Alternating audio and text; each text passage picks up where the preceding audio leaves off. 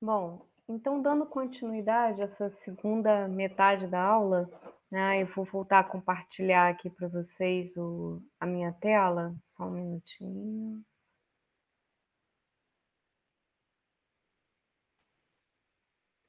Bom, a gente vai começar a falar sobre eh, a expressão então dos genes, né? Então, a leitura, como é que a célula lê esse gene? E aí, só para exemplificar, né, esse parece até um esquema um pouquinho, digamos, infantilizado, mas eu acho que é uma metáfora interessante para a gente sedimentar esse conceito, né? Na verdade, a gente pode imaginar o DNA como um computador, tá? E é uma maneira que a gente tem, então, de escrever informação, né? Num segundo momento, a gente pega essa informação e transcreve numa folha de papel, tá? Então, aqui eu já conceituo para vocês a primeira etapa nesse processo, que é um processo de transcrição. Então, a gente vai escrever de novo. E em termos celular, isso se reflete na síntese da molécula de RNA, tá? Então, toda a informação é transformada para RNA e esse RNA ele é então traduzido. E aí, quando a gente fala em tradução, a gente já imagina ter aquela informação já de outra forma, numa outra linguagem. E aí, para as células, a gente muda a categoria de molécula, né? Então, a gente estava falando das cadeias de nucleotídeos, né? E aí agora a gente vai passar a falar de proteína, ok? Então, o produto de um gene é uma proteína, tá? E a proteína, ela apresenta função na célula, né? Então, é a proteína que desempenha função.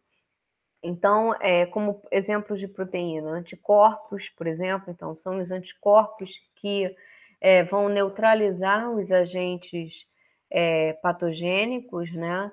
A insulina, por exemplo, também é uma proteína que é capaz de introduzir, né, de retirar do meio externo açúcar e carrear para dentro das células. Então, as proteínas, e tem, a gente vai falar em várias, né? Todas as polimerases, né, que sintetizam as moléculas, são exemplos de proteína, tá? E aí aqui, né, eu deixo a figura do resultado, né? Qual o resultado disso? O resultado é a característica que você observa, né? Vai ser aquele fenótipo, ok? Bom, e então só relembrando também, né? Eu já descrevi bastante sobre a molécula de DNA. A molécula de RNA, ela apresenta, então, uma ribose e não uma desoxirribose. Na verdade, ela tem a hidroxila nesse segundo carbono da pentose, né? Desculpa, deixa eu voltar, tá? E, da mesma forma, ela apresenta a base nitrogenada, né, nesse primeiro carbono da ribose, tá? Com a única diferença em que ela não apresenta, então, resíduos de timidina, né? E ela tem uracil no lugar. Então, quem vai parear com a adenina na molécula de RNA é a uracila, né? Uracil. Então, o RNA a gente pode dividir ele basicamente em três categorias, né? A gente tem o RNA mensageiro, que é o RNA que representa a parte do DNA que vai ser traduzido em proteína, tá? Então é o que é lido ali, né? A gente tem o RNA ribossomal e o transportador, que quando falar, né, eu vou falar em seguida de tradução de proteína, essas duas moléculas elas fazem parte desse processo, tá? E é aqui mostrando para vocês então a síntese da molécula de RNA ela é bem parecida com, né, com a própria síntese do DNA, com a duplicação, né, da molécula. A gente tem a abertura da dupla hélice, né, exatamente no trecho que a célula quer expressar, tá? Nesse caso, a gente não tem uma DNA polimerase, né? A enzima que é uma RNA polimerase, tá? E ela, então, essa enzima é capaz de adicionar, né, os né, nucleotídeos, usando como molde a cadeia de DNA, tá? Uma questão importante aqui, e isso está relacionado àquele quadradinho, aquele círculo que eu coloquei lá quando eu estava falando de variabilidade, um dos círculos era a tradução. E por que durante o processo de tradução a gente pode ganhar essa variabilidade? Porque essa enzima aqui, né, diferente das DNAs polimerases, ela apresenta uma taxa de correção diferenciada, reduzida. Tá? Eu vou falar sobre isso também um pouco mais quando abordar a parte de vírus, né? E as diferenças de genoma de cada vírus, a gente fala um pouquinho mais sobre isso, ok? Bom, e aí o produto, né? O que vai ser traduzido daquela molécula de RNA são as proteínas, né? E como eu falei para vocês, né? Agora a gente já começa a falar de uma outra classe de moléculas. As proteínas, elas são formadas também por cadeias, mas agora cadeias de aminoácidos, ok? Resíduos de aminoácidos. Então, essa cadeia, né, primária, ela também assume uma estrutura, né? Ela se enovela ali, a gente chama de uma alfa-hélice, né? A estrutura secundária da proteína, que ganha também uma estrutura terciária, então, além dela fazer essa alfa-hélice, essa proteína, ela se dobra ainda, né, numa conformação que, para ela, energeticamente, é favorável, né? E algumas proteínas ainda podem, né, apresentar uma estrutura molecular que a gente chama de quaternária. É quando essa molécula, quando essa proteína ela não tem apenas uma cadeia, ela tem outras cadeias, e essas cadeias se unem, né? Então você tem uma proteína com uma estrutura quaternária. A gente sabe que essa estrutura tridimensional da proteína ela está muito relacionada com a função, né? Então, dando exemplo agora da questão da pandemia, né? E quando a gente falar mais à frente sobre o vírus, né? E as proteínas virais, se você aplica uma força, né? Seja calor, ou se você utiliza um agente químico que desnature essa proteína, quer dizer, que interfira nessa estrutura dela tridimensional, ou até na própria estrutura primária, você vai acabar com a função dessa proteína, tá? Ela vai perder a função. Bom, e aí uma dica só para diversão, na verdade eu nunca joguei, mas um dos desafios, né, e que aí a biomatemática também está muito envolvida, é desvendar essas estruturas, né, moleculares e estrutura de proteína. Então, uma vez eu estava vendo um documentário que falava sobre esse jogo, é um quebra-cabeça, né, que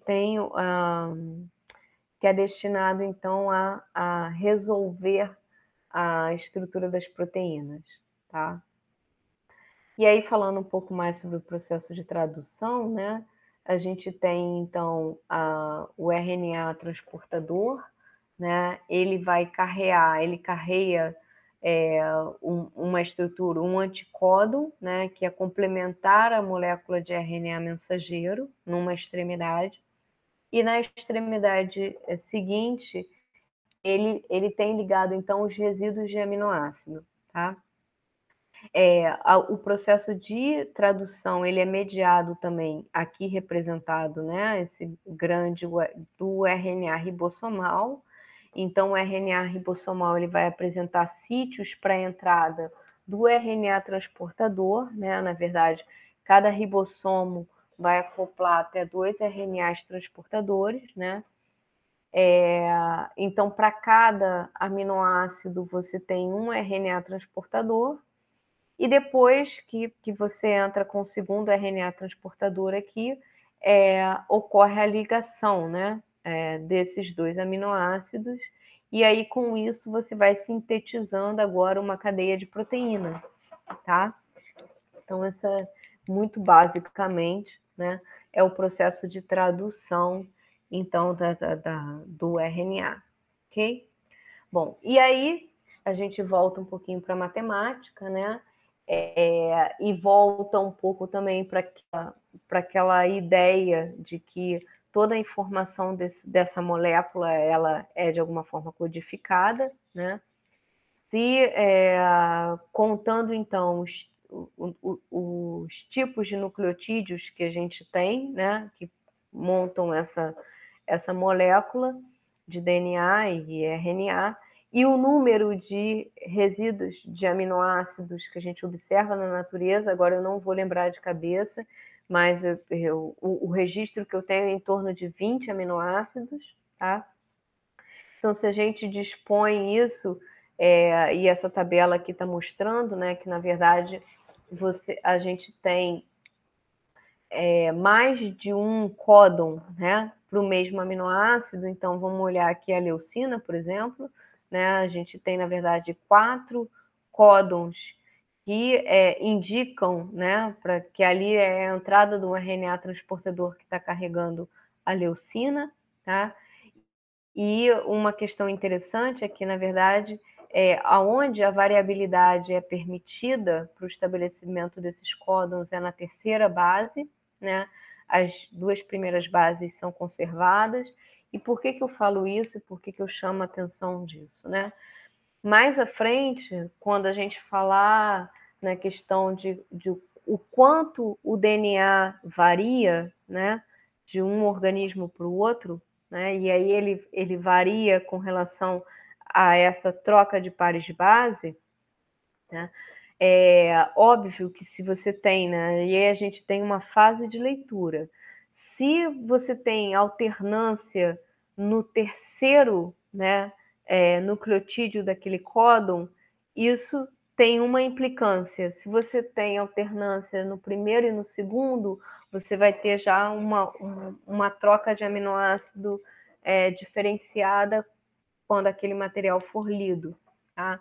Então, isso é só para lembrar e para vocês terem em mente, né, que quando os modelos matemáticos forem, né, elaborados para analisar essa variação, e quando vocês entrarem a fundo nisso, vocês vão perceber quais modelos tentam incorporar isso, né, na análise, quais, né, já fazem uma análise mais simplificada, tá? Bom, então, com relação à expressão dos genes, né, como eu falei para vocês, então, só resumindo aqui, a gente tem, né, a dupla fita, a síntese de um RNA mensageiro e depois a síntese de uma proteína. O que a gente ganha nesse processo, né? Primeiro, você tem aqui uma possibilidade de um input aí porque a partir de uma única molécula você pode gerar várias moléculas de RNA e, consequentemente, várias proteínas, né? Então, com isso, você aumenta em termos de quantidade, né? Como eu mencionei antes para vocês, né, a própria enzima que faz essa polimerização, ela não é tão fidedigna quanto as DNAs polimerases, então nesse momento você pode ter uma variabilidade aqui. E eu não vou entrar tanto em detalhe nisso, né? Quer dizer, não vou entrar em detalhe, só vou mencionar para vocês que o RNA, ainda nos eucariotos, ele sofre o que a gente chama de processamento. Então, essa molécula, antes de ser traduzida, ela pode ser clivada regiões são retiradas dessa molécula, né? E aí com isso você ainda consegue, né, variar um pouco a proteína que você tem no final, tá? Bom, e eu também vou dar uma paradinha aqui, a gente vai entrar agora nas questões de mutação, ok? Deixa eu só parar de compartilhar a minha tela.